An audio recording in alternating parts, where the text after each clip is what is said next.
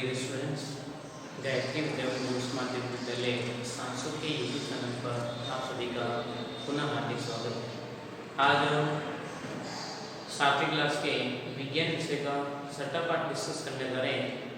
Topic आपका दे रहा है भौतिक एवं रासायनिक परिवर्तन। इस पाठ पर आकर आज अपना वीडियो लेक्चर सेकेंड है। कल वाले वीडियो लेक्चर में आपने देखा था, फर्स्ट वीडियो लेक्चर में आपने देखा था भौतिक परिवर्तन क्या होता है और बेसिकली परिवर्तन का मतलब क्या है उसको आपने समझा था। एक बार भौतिक परिवर्तन को रिवाइज करते हुए अपन रासायनिक परिवर्तन में एंटर करेंगे। भौतिक परिवर्तन में पदार्थ के ओनली फॉर भौतिक गुणधर्म ही बदलते हैं। पदार्थ का रंग, रूप, आकार, गंध, अवस्था उनमें ही ओनली फॉर चेंजेस देखने को मिलते हैं, परंतु उनका अणुसूत्र नहीं बदलता है। भौतिक परिवर्तन एक प्रकार का उत्क्रमण प्रक्रम है। कैसा है? भौतिक परिवर्तन उत्क्रमण प्रक्रम के अकॉर्डिंग संपन्न होता है। उसके बाद में और बात करते हैं, भौतिक परिवर्तन के दौरान नया पदार्थ नहीं जनरेट होता है, नया पदार्थ नहीं बनता है। अर्थात विशेष कंडीशन देने पर क्रियाकारक उत्पाद में और उत्पाद पुनः क्रियाकारक में कन्वर्ट हो सकते हैं, कैन बी पॉसिबल। जैसे आप बताएगा, जैसे कागज को अपन छोटे छोटे पार्टिकल में टुकड़ों में कट कर देते हैं, तो टुकड़ों में कट करने के बाद में वापस कागज को किसी के माध्यम से उसको ज्वाइंट करते हैं, तो ज्वाइंट करने पर पुनः उस कंडीशन में अपन कागज को ला सकते हैं, चिपका के या फिर टैप पेटे लगा के या किसी भी कंडीशन में उस कागज को ला सकते हैं। परंतु कागज को आपने कटिंग किया है, कागज के किसी भी प्रकार के रासायनिक गुणधर्म नहीं बदले। छोटे छोटे पार्ट में क्या हुआ, कट जरूर हुआ, परंतु क्या कागज पहले बड़ा कागज था और उसको आपने कट करने पर ऐसा तो नहीं होता कि वो कपड़े बदल जाते हैं, नहीं होता। तो नॉर्मल सा प्रोसेस आपने देखा था। भौतिक परिवर्तन में केवल पदार्थ के भौतिक गुणधर्म परिवर्तित होते हैं, रासायनिक गुण नहीं बदलते हैं। अर्थात पदार्थ के अणुसूत्र क्या रहता है, यथार्थ स्थिति बना रहता है, जैसा है उतने उतने परमाणु दूसरी अवस्था में जरूर कन्वर्ट हो सकते हैं, परंतु उनका अणुसूत्र क्या रहता है, हमेशा समान बना रहता है। बेसिकली काफी चीजों को आपने कल डिस्कस करके बताया था कि जैसे कागज को फाड़ना, कागज को अपन छोटे छोटे पार्टिकल में फाड़ देते हैं, तो फाड़ने पर पुनः वो कागज को आप ज्वाइन करके बना सकते हैं। तो इस प्रकार से पुनः कागज को आप प्राप्त कर सकते हैं। या मोमबत्ती का पिघलना, मोम पिघलने पर वापस मोम को आप जनरेट करके मोमबत्ती बना सकते हैं, परंतु मोम को जलाने पर जलना अलग चीज है और पिघलना अलग चीज है। दोनों वर्ड्स में क्या डिफरेंस है, ध्यान रखना। उसके बाद में आपने देखा था भौतिक परिवर्तन के अंतर्गत बर्फ को आप गर्म करते हैं तो द्रव्यावस्था जल के रूप में कन्वर्ट हो जाता है, और जल को गर्म करते हैं तो वो जल वाष्प में कन्वर्ट होता है। परंतु जैसे टेम्परेचर अपन डिक्रीज करते हैं तो जल वाष्प वापस जल में बदल सकता है, और टेम्परेचर लो करते हैं तो वापस जो जल था वो बर्फ में कन्वर्ट होने की संभावना रहती है। परंतु इन तीनों कंडीशन, तीनों अवस्था में आपका पदार्थ का भौतिक गुणधर्म ही ओनली फॉर पदार्थ की अवस्था ही बदलती है, परंतु उसके रासायनिक गुणधर्म या अणुसूत्र उसका नहीं बदलता। ये बेसिकली आपको नॉलेज होना नेसेसरी है। कल आपने पढ़ा था भौतिक परिवर्तन, तो उस पर आधारित काफी उदाहरणों को अपने डिस्कस भी किया था, एक एक को समझने का प्रयास किया था। आज अपन पढ़ने जा रहे हैं वो है आपके कौन सा, रासायनिक परिवर्तन। क्या है? रासायनिक परिवर्तन। रासायनिक परिवर्तन किस प्रकार से संपन्न होता है, रासायनिक परिवर्तन क्या होता है, काफी चीजों को इस मैटर में सेकंड वीडियो लेक्चर में अपन स्टडी करेंगे, और इस बेस पे उदाहरणों को भी आपके सामने पेश करके बताया जाएगा। देखिए, रासायनिक परिवर्तन। रासायनिक परिवर्तन के दौरान पदार्थ के भौतिक गुण बदल भी सकते हैं और नहीं बदले, वो बात अलग है। पर रासायनिक परिवर्तन के दौरान पदार्थ के भौतिक गुणधर्म बदल भी सकते हैं और नहीं भी, और साथ ही पदार्थ के रासायनिक गुणधर्म बदल जाते हैं। उसके रासायनिक गुणधर्म जरूर बदलेंगे, पदार्थ के भौतिक गुण बदले या नहीं बदले वो नेसेसरी जरूर नहीं है, परंतु पदार्थ के रासायनिक गुणधर्म क्या होते हैं, बदल जाते हैं, ठीक से। उसके बाद बात आगे बताए जा रहे हैं, रासायनिक गुण कौन कौन से पदार्थ के हो सकते हैं, जैसे विलेयता है या अम्लीय क्षारीयता की प्रॉपर्टीज, उसको अपन पीएस के रूप में बताएं, पीएस है, अणुसूत्र है, काफी ऐसे गुणधर्म होते हैं, वो क्या होते हैं, पदार्थ के रासायनिक गुणधर्म होते हैं। यहाँ पे विलेयता की बात की जा रही है। विलेयता से आपका क्या तात्पर्य है कि कोई पदार्थ किसमें घुलनशील है, कोई पदार्थ किसमें घुलनशील है, उसके आधार पर अपन पदार्थ की विलेयता को आइडेंटिफाई करते हैं। तो आप जनरली देखते हैं जल में मैक्सिमम पदार्थ घुलनशील होते हैं, कुछ पदार्थ ऐसे होते हैं जो जल में अविलय होते हैं, तो अपन जनरली देख सकते हैं कि पदार्थ आपके शुरू में कैसा था और क्रिया करने के बाद में नया पदार्थ बनता है वो किसमें डिसोल्युबल है या नहीं, तो उसके आधार पर पदार्थ के रासायनिक गुणधर्म क्या हो जाते हैं, बदल जाते हैं। पीएच कि दिए गए पदार्थ की प्रकृति पीएच अम्लीय है क्षारीय, पीएच मीटर के अकॉर्डिंग आपने पिछले पार्ट में भी देखा था, अम्ल एवं क्षार के बारे में 5वें पार्ट में देखा था, अम्ल क्षार एवं लवण, अम्ल की क्या विशेषता होती है, क्षार की क्या विशेषता होती है, काफ़ी चीज़ों को आपने डिस्कस करके बताया भी था कि अलग अलग पदार्थ की अलग अलग प्रकृति होती है और उनका अलग अलग टेस्ट होता है। और पीएच मीटर द्वारा अम्ल और क्षारता को नापने के लिए काम में आने वाला एक उपकरण है, जो आप देखोगे आगे की क्लास में आप जैसे बढ़ोगे वैसे वैसे आपको देखने को मिलेगा पीएच किस प्रकार का है क्या है। तो फिलहाल आपको ओनली फॉर रिक्वायरमेंट के अकॉर्डिंग जितना मीटर रिक्वायरमेंट है उतना आपको अपडेट करवाया जा रहा है।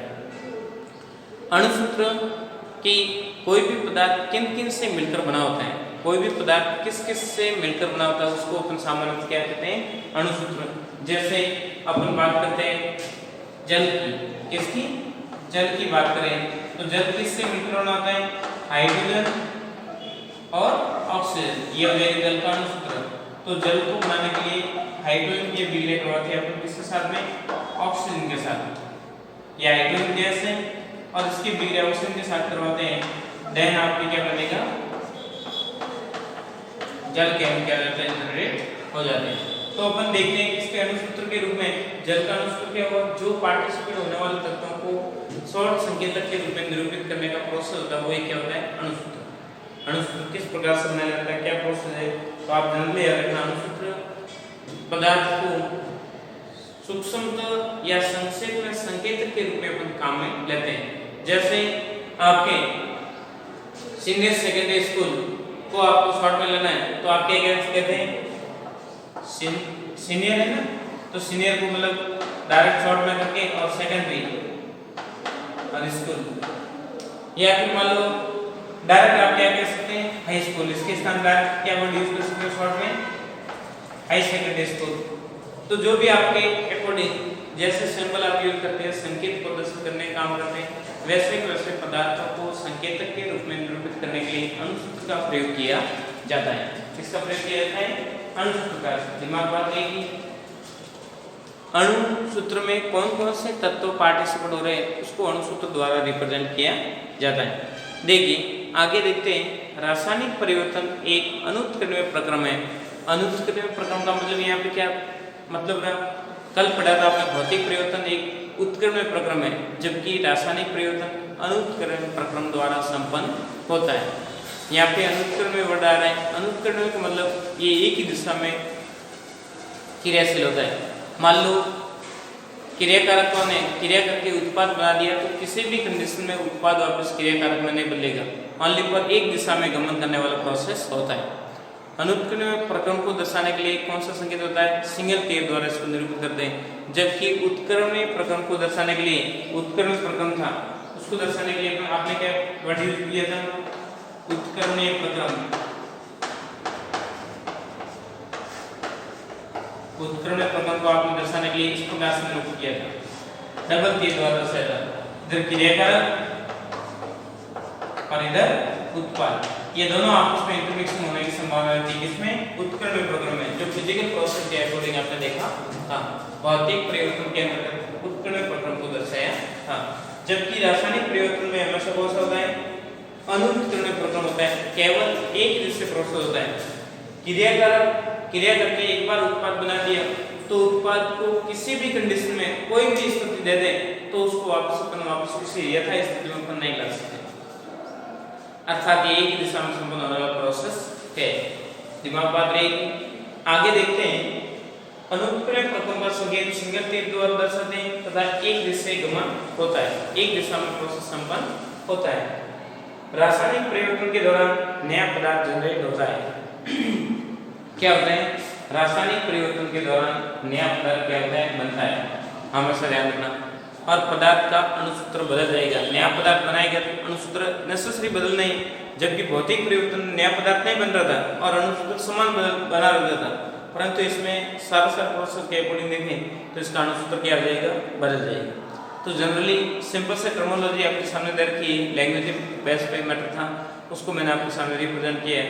अभी आगे अपन देखेंगे रासायनिक परिवर्तन पर आधारित 3-4 उदाहरणों को मैं आज समझाऊंगा और कुछ उदाहरण दे रखे उनको अगले वीडियो लेक्चर में अपन डिस्कस करेंगे। तो देखिए एक बार पुनः मैं दर्शा देता हूँ और फिर बाद में जा रहे हैं एग्जाम्पल बेस पे। आप पहले इसका स्क्रीनशॉट ले लीजिए, फिर बाद में आगे बढ़ते देखिए मैटर को रिवाइज करवा रहा हूँ और फिर बाद में इस बेस पर आता है एग्जाम। रासायनिक परिवर्तन के दौरान पदार्थ के भौतिक गुण बदल भी सकते हैं, साथ साथ रासायनिक गुण जरूर बदल जाएंगे। बदल भी सकते हैं और नहीं भी बदले, जरूरी नहीं कि भौतिक गुण बदले या नहीं बदले, वो जरूरी नहीं, परंतु रासायनिक गुणधर्म बदलना नेसेसरी होता है। आगे देखते हैं रासायनिक गुण के अंतर्गत विलेयता, पीएच, अणुसूत्र आदि साथ साथ इसके क्या होते हैं रासायनिक गुणधर्म। संगठन की बात करें, रासायनिक परिवर्तन एक अनुत्क्रमण प्रक्रम होता है जिसमें क्रियाकारक अभिक्रिया करके उत्पाद बनाने के बाद पुनः उत्पाद किसी भी स्थिति में क्रियाकारक में नहीं बदल सकता है। किसी भी स्थिति में उत्पाद क्रियाकारक में वापस नहीं बदलेगा। एक बार काम हो गया तो कंफर्म हो गया, अर्थात क्रियाकारक सिंगल टेक द्वारा उत्पाद में कन्वर्ट करता हुआ बताया गया है। अनुत्क्रमण प्रक्रम का संकेतक सिंगल तीर है और ये इससे गमन करता है। रासायनिक परिवर्तन के दौरान नया पदार्थ बनता है और पदार्थ का अणुसूत्र बदल जाता है। तो देखिए आपने स्क्रीनशॉट ले लिया होगा, पूरे मैटर को मैं रब कर रहा हूँ और फिर आगे बढ़ रहे अपन कुछ उदाहरणों के माध्यम से आपको समझा रहे हैं। देखिए रासायनिक परिवर्तन पर आधारित कुछ उदाहरणों को डिस्कस कर रहे हैं। उदाहरण जैसे किसी भी पदार्थ के दहन होने पर हमेशा कौन सा परिवर्तन होगा? रासायनिक परिवर्तन। तो देखिए दहन में हमेशा कौन सा परिवर्तन होता है? रासायनिक परिवर्तन। दहन का मतलब जैसे आपने मोमबत्ती को जलाया, कागज को जलाया, लकड़ी को जलाया, किसी भी पदार्थ को आपने जलाया और जलाने पर हमेशा कौन सा परिवर्तन होगा? रासायनिक परिवर्तन। दहन का मतलब जलाना।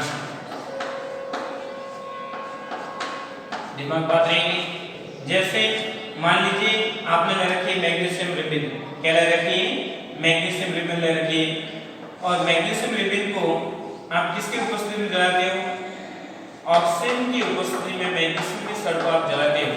ये कहे कि ये मैग्नीशियम की सड़ है, मैग्नीशियम धातु की सड़। इसको जलाते हैं किसकी उपस्थिति में? ऑक्सीजन की उपस्थिति में।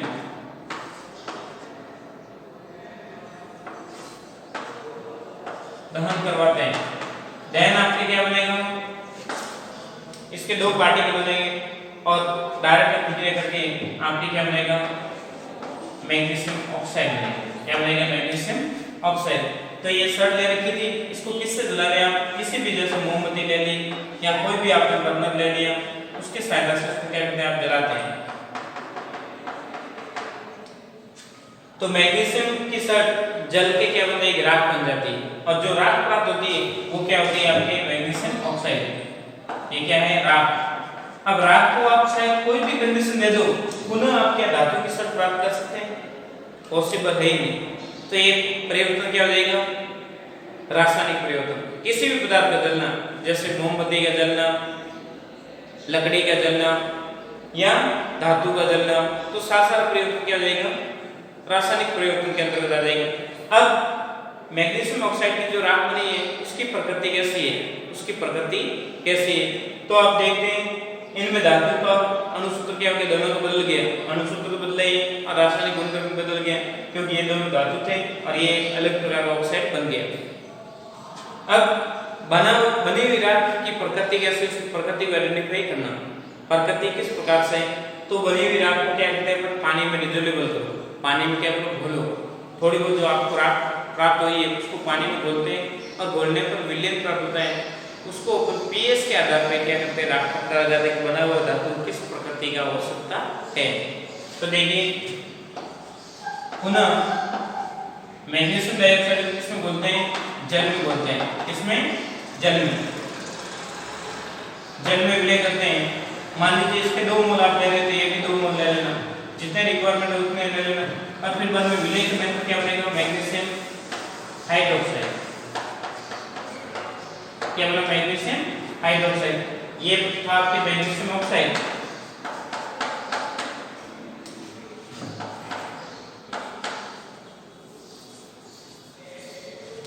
Magnesium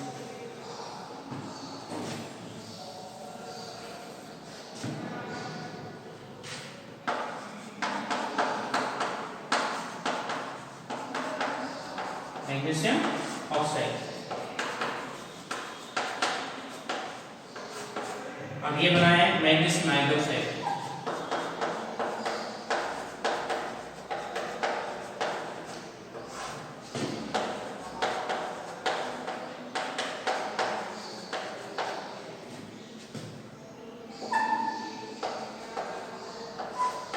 magnesium hydroxide. अब मैग्नीशियम ऑक्साइड को जल में डिसोल्व करने पर मैग्नीशियम हाइड्रोक्साइड बनाए और उसमें आप अलग अलग प्रकार के लिटमस सॉल्यूशन डाल के इसकी प्रकृति पता लगा सकते हैं। तो इसकी प्रकृति कैसे हो जाएगी, प्रकृति हो जाएगी सारी, प्रकृति सारी होती है। धातु ऑक्साइड या धातु हाइड्रोक्साइड मैक्सिमम कंडीशन में आपके किस प्रकृति के होते हैं, सारी प्रकृति के होते हैं। ये जनरली अपने एक उदाहरण को आज आपके सामने पेश करके बताया। काफी उदाहरण इस बेस पे दे रखे हैं, अगले उदाहरण अगले वीडियो लेक्चर में आप देखोगे व्यवस्थित रूप से। तो ये था आज का आपके मैटर। इंपॉर्टेंट बात ये है कि जितना भी आपके रासायनिक गुणधर्म दे रखे हैं, रासायनिक परिवर्तन में क्या क्या संयोजन होते हैं, दोनों को भौतिक एवं रासायनिक परिवर्तन को तुलनात्मक रूप से अध्ययन करते हुए व्यवस्थित रूप से शॉर्ट नोट्स बनाए। यह था आज का वीडियो लेक्चर। इंपॉर्टेंट बात है, गायत्री विद्या मंदिर यूट्यूब चैनल को आपने सब्सक्राइब नहीं किया, सब्सक्राइब करें, लाइक करें, ताकि अपलोड होने वाले नए वीडियो का नया नोटिफिकेशन आपको मिलता रहेगा, ताकि आपकी पढ़ाई कंटिन्यू बने रहे। थैंक यू, धन्यवाद सो मच।